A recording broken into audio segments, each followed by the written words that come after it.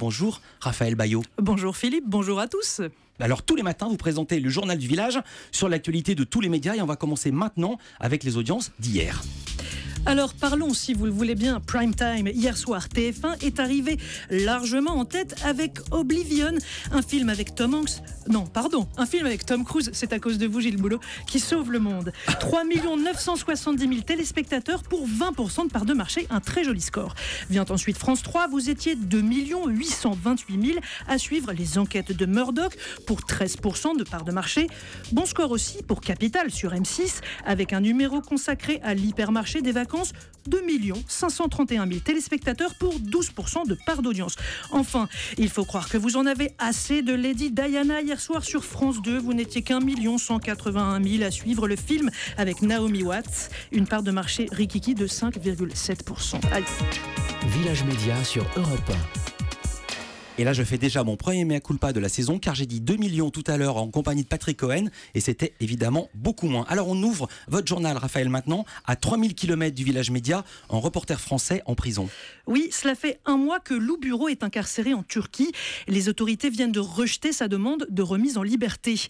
Le journaliste de 27 ans est accusé d'appartenir à une organisation terroriste à cause d'un reportage sur des combattants kurdes en Syrie. Il est détenu dans des conditions très difficiles. Écoutez maître Martin Pradel, son avocat français. Je précise qu'il a un autre avocat sur place. Il a une cellule qui est exiguë, dont il ne peut sortir qu'une demi-heure par jour. Il n'a aucun contact avec aucune personne, si ce n'est son avocat qui peut venir le voir, mais évidemment pas constamment. Puis il y a un contact avec ses parents qui se fait une fois tous les 15 jours pendant quelques minutes par téléphone. Mais en dehors de cela, son isolement est pour ainsi dire total.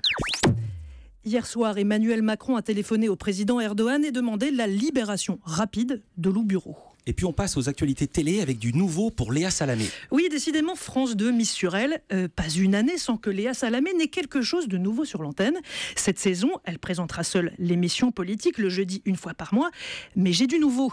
Après l'émission politique, elle va garder l'antenne en deuxième partie de soirée pour animer un grand débat politique. Et ça, personne ne le savait. Ça va ressembler à quoi ? Un plateau, des élus, des experts, des intellectuels. On sera dans du classique, dans la droite ligne des débats politiques du service public, façon mots croisés. Tout ceci consacre surtout Léa Salamé comme la grande arbitre de la politique sur France 2. Et en plus de tout cela, elle continue à présenter Stupéfiant, l'émission culturelle, le lundi soir à 23h. Et alors on reste sur France 2 parce qu'aujourd'hui c'est le lancement des nouveaux après-midi de la chaîne. Actuality, 1001 vies dans la peau d'un chef. Je pourrais vous citer comme ça 8 émissions d'après-midi que France 2 a stoppées dans les 2 dernières années. Pour reconquérir la ménagère, place à un trio de choc. 13h50, Faustine Bollard. 15h, Daphné Burki. 16h, Sophie Davant. Vous parlez de reconquête, est-ce qu'elles ont des objectifs d'audience chiffrés ? Alors, prenez l'exemple de Faustine Bollard. Elle veut faire monter sa case de 7% de part de marché à 10% sur la saison, doucement mais sûrement. Son émission s'appelle « Ça commence aujourd'hui ». Donc ça commence aujourd'hui. Voilà, ce sera une bonne vieille émission de témoignage. Vous pouvez pas faire cette vanne demain. Hein. Non, ça marche qu'aujourd'hui. Ce sera donc une bonne vieille émission de témoignage produite par les artisans du genre Réservoir Prod. Vous me direz, rien de bien nouveau, mais en fait si. Et ça se passe au niveau des thèmes de l'émission. Je vous donne 2 exemples, vous me dites si vous savez ce que c'est. Le recoupling. Des gens qui se remettent en couple avec l'ex ? Exactement, des ex qui se remettent ensemble. Et lui qu'il est bilingue. Hein. Il parle franglais et français. Oui, il m'épate. Ouais. Deuxième exemple, la génération boomerang.